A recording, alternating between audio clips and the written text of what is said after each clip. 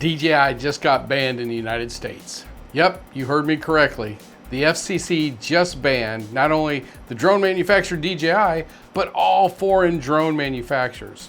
So let's talk about how this day will change the game for foreign-made drones, for hobbyists, commercial drone pilots, and not to mention all the municipalities that have gotten to rely on aerial support as part of their day-to-day operations.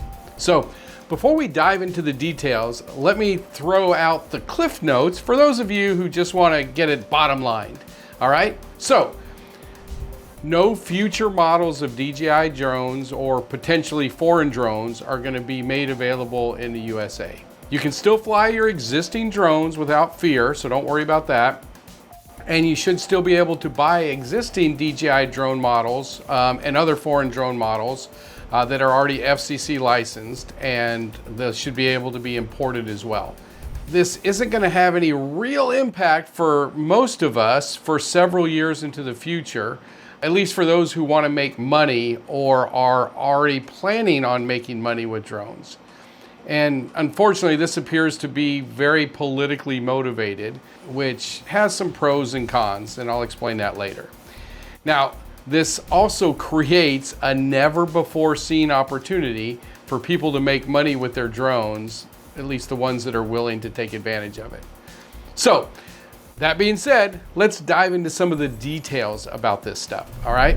So the FCC, the Federal Communications Commission, which is the body responsible for regulating interstate and international communications by radio, television, satellite in the United States. And they're also in charge of licensing anything that has a wireless signal. So a microphone, an action camera, a drone, anything like that. So this decision to ban all foreign-made drones, this just went into effect today.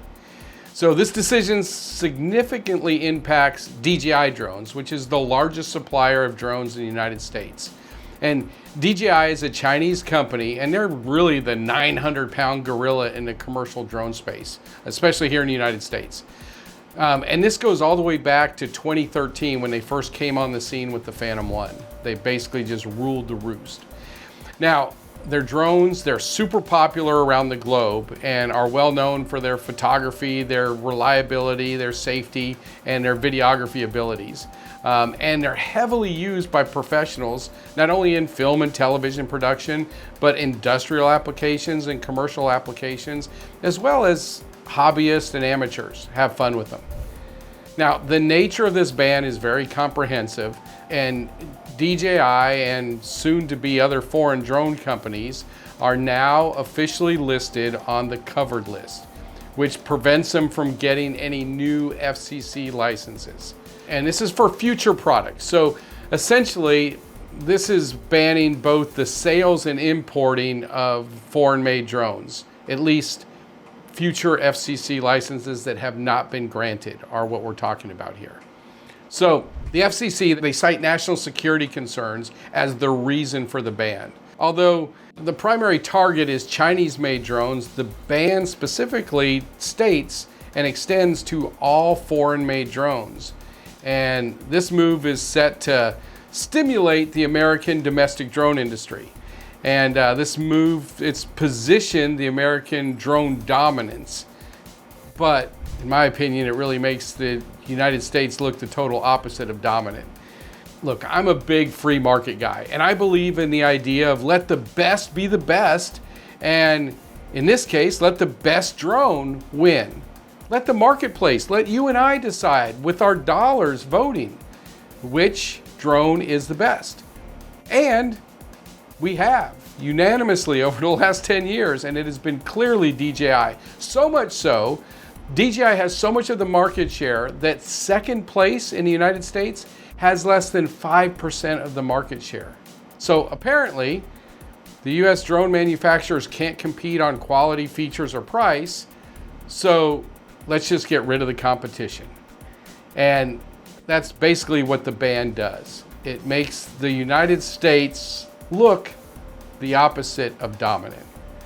Now, Section 1709 of the NDAA, which is the National Defense Authorization Act, it gave the government 1 full year to conduct a security audit on DJI.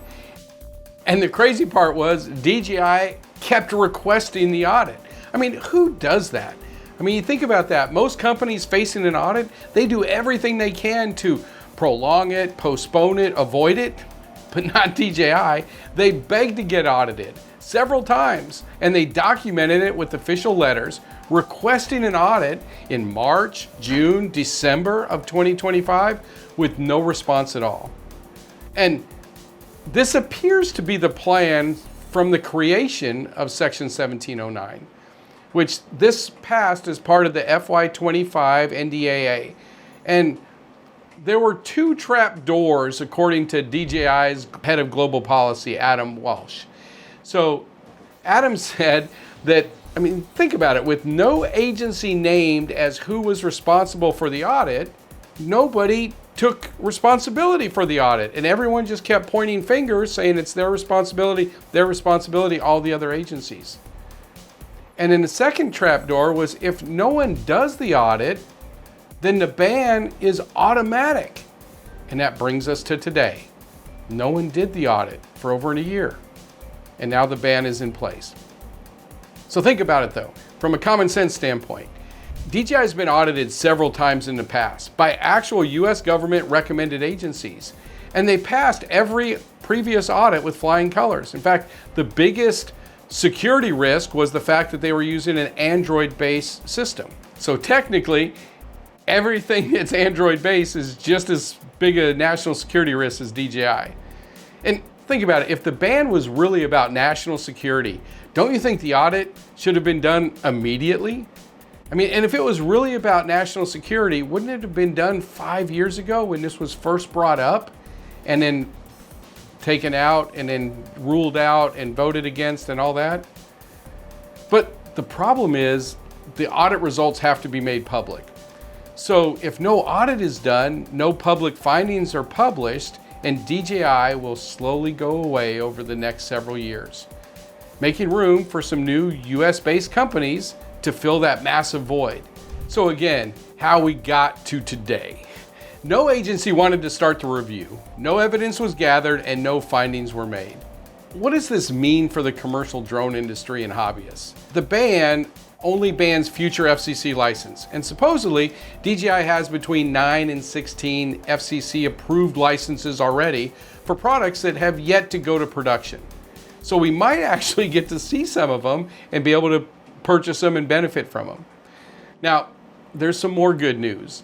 Okay, all of the existing DJI drones can still be flown, purchased, imported, serviced right here in the United States. So the ban's not going to really affect or impact the commercial side of drones or even the recreational side of drones for several years down the road, if even at all. And what I mean by this is the current DJI drones like the Air 3S, the Mavic 4 Pro, the Matrice 4, the Matrice 400, and the only Netflix approved aerial video platform, the DJI Inspire 3, these drones will be very capable of doing almost all the work that needs to be done out there for the next several years. And this gives US-based companies 3 to 5 years to make something as good or hopefully better.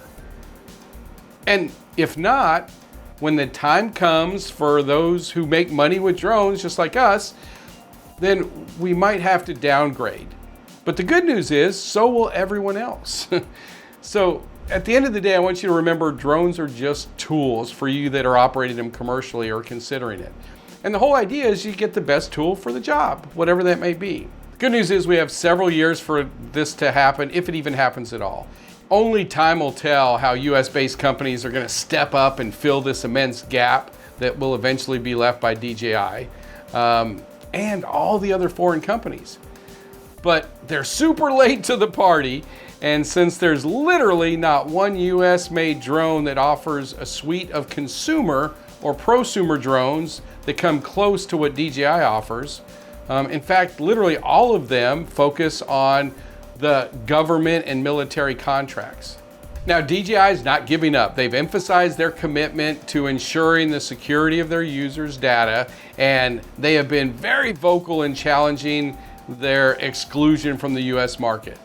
However, whether DJI can successfully appeal this decision or adapt, it remains to be seen. And there are lots of opportunities for that, which we'll cover in another video. Bottom line, the full extent of this impact of the FCC decision are still very unclear. Further clarification regarding the enforcement, potential grandfather clauses, and the exact definition of foreign made are yet to come. So although this isn't great news, it's not terrible news either. And the good news is that this appears to be 100% political. And you're asking, well, why is that good news? Well, look, because in my 30 years of operating drones commercially, I've seen a lot of good and bad, and most of the bad never really comes to fruition. The reason I say the good news about it being political, it's really twofold. So number one, why has nothing like this ever actually made it this far in the past? I mean, the industry just, if you think about it, 30 years ago, 20 years ago, 10 years ago, it just wasn't mature enough or big enough to draw the type of political interference and maybe the potential greed and stuff that goes along with it, right?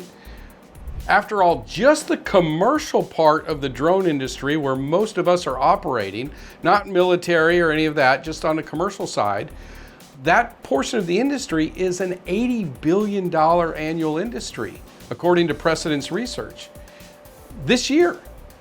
Now that's growing at breakneck speed, and over the next years, they're predicting it to hit over $1.5 trillion. And someone's gonna get paid all that money. Think about it, that is a 1,775% growth. Pretty powerful. Now, the second good thing about it being political is because if it is, then it can quickly and easily be overturned or reversed or appealed. And as different administrators come in or your voices are heard, then all that stuff could potentially be reversed. So let's just step back for a moment and look at this from a common sense perspective. Okay, first of all, if these drones were really a national security risk, do you think they'd really drag their feet on this ban for 5 years? And would they really never do an audit to prove that it actually is a national security risk? And don't you find it interesting that the United States is the only country on planet Earth that is worried about these particular drones being a national security risk? None of our allies are.